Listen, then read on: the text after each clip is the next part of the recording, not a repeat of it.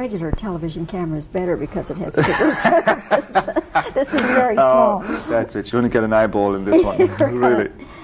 You're rolling. Okay. Well, Pierce, now make it official. Welcome to Dallas. Thank you. We're very happy to have you come here, first of all, on behalf of the USA Film Festival, of which we're very proud, and second of all, to give me an opportunity to talk with you about Mr. Johnson. First of all, I absolutely loved the film. It's wonderful. Splendid, splendid picture. Yes. I love pictures that take me places I've never been and probably will never go to. And certainly I couldn't go to Nigeria because that's in the 20s and we're in the 90s, so I could never go back in time to see it the way it was. Yes. Has it changed drastically from that time, do you think? I don't think so, no. Where we were, anyway, was so isolated. We were in the Jos Plateau, which is right in the heart of Nigeria. And I really don't believe it has.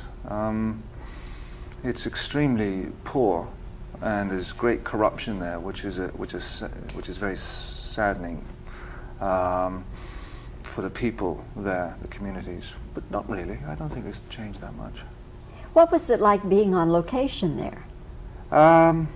I think everybody, the whole crew, was in great trepidation about going. But when we actually got there, it was quite pleasant. We stayed at the Jos Hill Station. And the only grumbling factor was food, but that's not unusual on a film anyway. People grumble about the food, even if it's good, you know. It's either too fancy or it's not, you know. Crews like to grumble about food.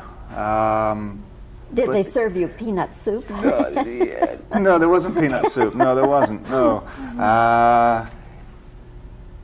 For me, I had a great time. I packed everything in my suitcase, and I think the most valuable thing I packed was a typewriter, actually, which was belonged to my daughter, an old typewriter, and I threw it in at the last moment. So I wrote long letters home because there was no phone communication, or the phone that was there was very difficult to get out, and I didn't have my family there. Normally my wife travels on location with me.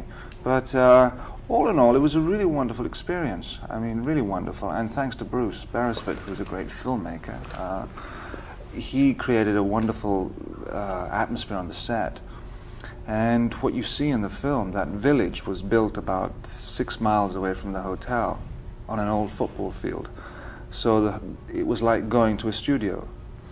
And that's where we were for 3 months.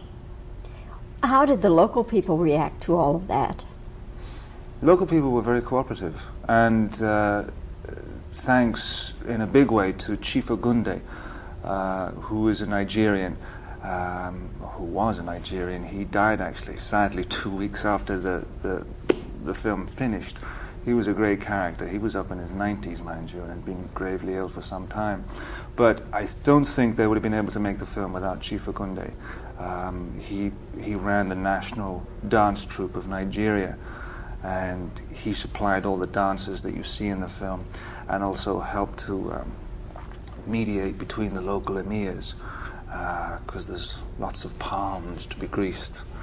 And so the locals enjoyed it immensely. The Nigerians are a great race of people, not unlike the Irish in some respects. They've got a great kind of a ready sense of humor, and quite wicked in some respects, and a certain naivety and love of life. And even Joyce Carey actually says that. Joyce Carey, who wrote the book, Mr. Johnson, said the same thing.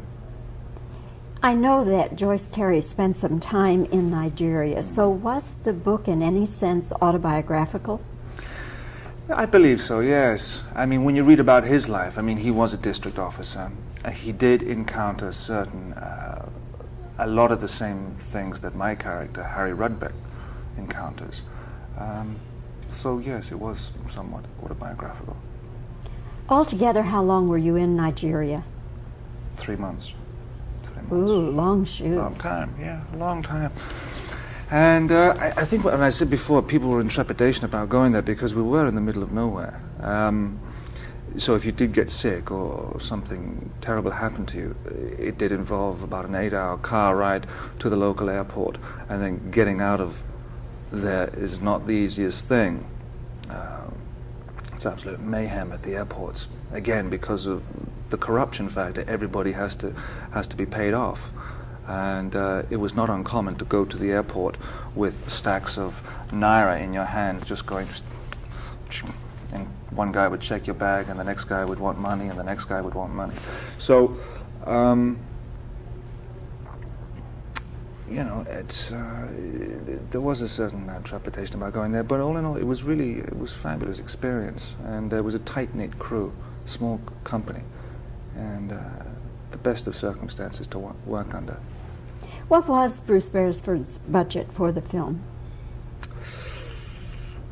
$6 million, I think. Really? I think. I'm really not sure. I think it was around that figure. That's a lot of movie up there for $6 million. It is, isn't it? Yes, I thought so too.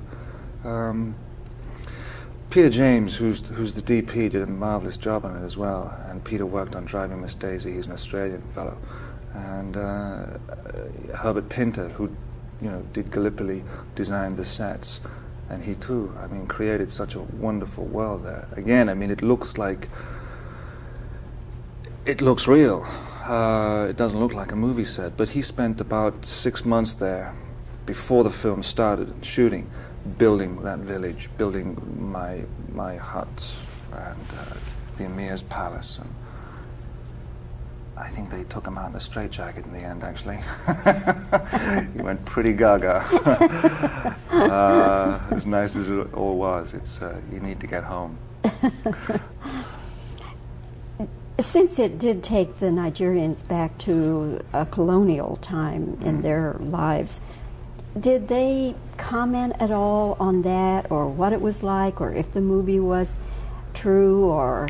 Mm-hmm. Yes. Well, again, not many of them speak English, and the ones that do speak English don't remember that time.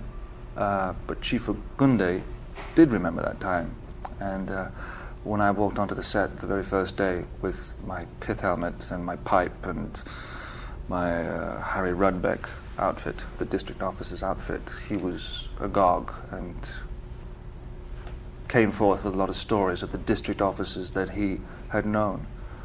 And, these were very young men who went there. And Joyce Carey really found himself as a writer there. He discovered himself because Joyce Carey really floundered and flummoxed around when he came down from Oxford and decided to go off to Nigeria. And in doing so, really became a very fine writer. And ironically enough, too, that Bruce Beresford, when he started out, he was trying to get a job, and he saw an advert in the paper in Australia for editors wanted in Nigeria, and that's how he started in the film business, as an editor in Nigeria, doing kind of travelogues, and that's where he read Mr. Johnson, and from that point always wanted to make it. The Mr. Johnson character, does he have a basis in fact? Were there people like that? I think he was made up of two characters from Carey's novel. Carey did have a clerk who worked for him, who was not dissimilar to Mr. Johnson, but it was made up of two different characters. And, so that he did have a great love for England and a loyalty. Oh yes, they did, very much so. In some respects, colonialism really mangled a culture. It's sad when you think of this wonderful character like Mr. Johnson, who believes that he's an Englishman, and he's not. He's a Nigerian. He's an African. This is a great sadness to see someone like that. And it's a wonderful cinematic image to see someone like that wandering around in a white pith helmet and white suit and the brolly, and thinking that he's an Englishman. And I can identify that with from being Irish, so not wanting to get political or get into that. I think the film actually does it all in a very subtle way. Ostensibly, it's a friendship movie, and it's one about humanity. But colonialism, I think, really has got a lot to answer for. So you still are an Irish citizen now? Yes, Irish. Even though you have lived quite a lot in England, have you not? Yes, I did. I mean, I owe London a lot. It's where I started my life as an actor. I left Ireland when I was about 11, and so Ireland's my first home. And I guess London, and now Hollywood. Not quite Hollywood. No. Just a little place down there on the coast. I noticed in the press kit that they gave us that you had a video camera with you. Yes. And did you take lots of tape? Oodles of tape. I don't think the family's still gotten through all of my tapes. I try to bring them out and they say, no, Dad, no, please. I'm really, those are wonderful things, those video cameras. Grand things to have. So I made a lot of tapes. I think I made about 6 hours worth of tape. Do you have any particular things on tape that you're proud of or that you cherish? I hooked up with an Irish nun, believe it or not, Sister Julie, and there was not a lot to do of an evening. There were missionaries there, American missionaries, who were really smashing people and brought the film company into their homes and gave us wonderful meals. I also met a nun there who ran a mission way outside the town, and yes, I've got bits of film going out blessing Fulani herdsmen's cattle and that kind of thing out in the wilderness. It's a great image to see this Irish nun now saying, now this lovely cow, it's a lovely cow, and talking to this herdsman, and these beautiful herdsmen. They stand there with these large sticks. So I got that on film, and her mission, and the children that are there, the children dancing for the locals. And what about wild animals? Did you encounter any wild animals? No, there's really none, because a lot of them have all been killed. Again, because it's so poor. I mean, it's really dirt poor. I mean, I've been to India, and somehow in India, it's poor there, but you get distracted because there's so much beauty in India, and it's such a mysticism. Whereas in Nigeria, it's barren and bereft of anything really. It's really stripped back to the bone, and people are either filthy rich and stacked away somewhere in Lagos and places like this, or just dirt poor. There's no in between ground. So the animals that were there have been killed for meat.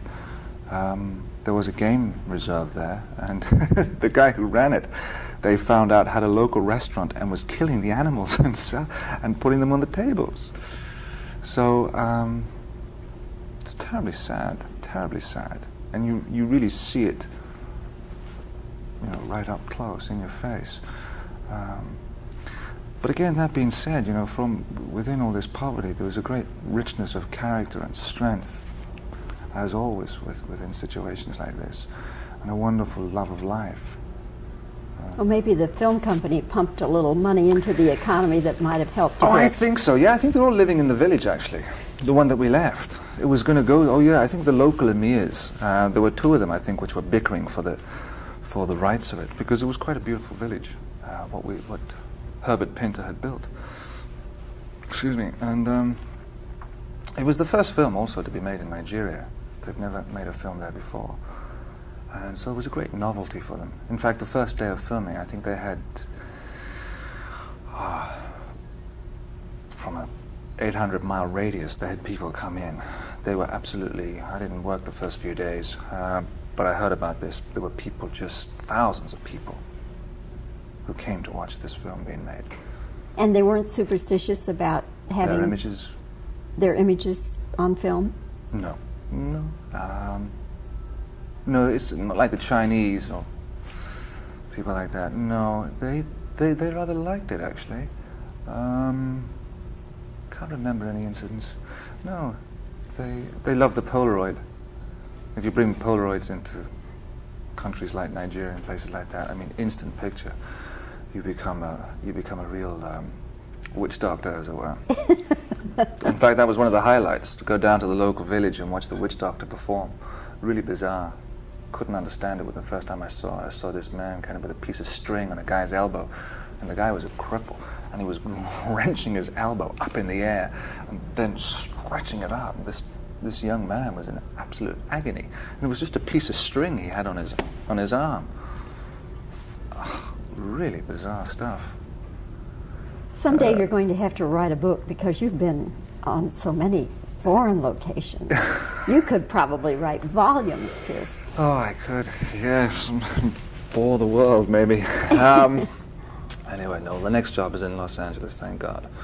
Well, now that may be even weirder. Yes, it is, yes. It's pretty bizarre. Downtown LA. I think I could handle Nigeria better. Yes. Pierce, I know that we're on a fairly tight schedule today, but thank you again for coming, and thank you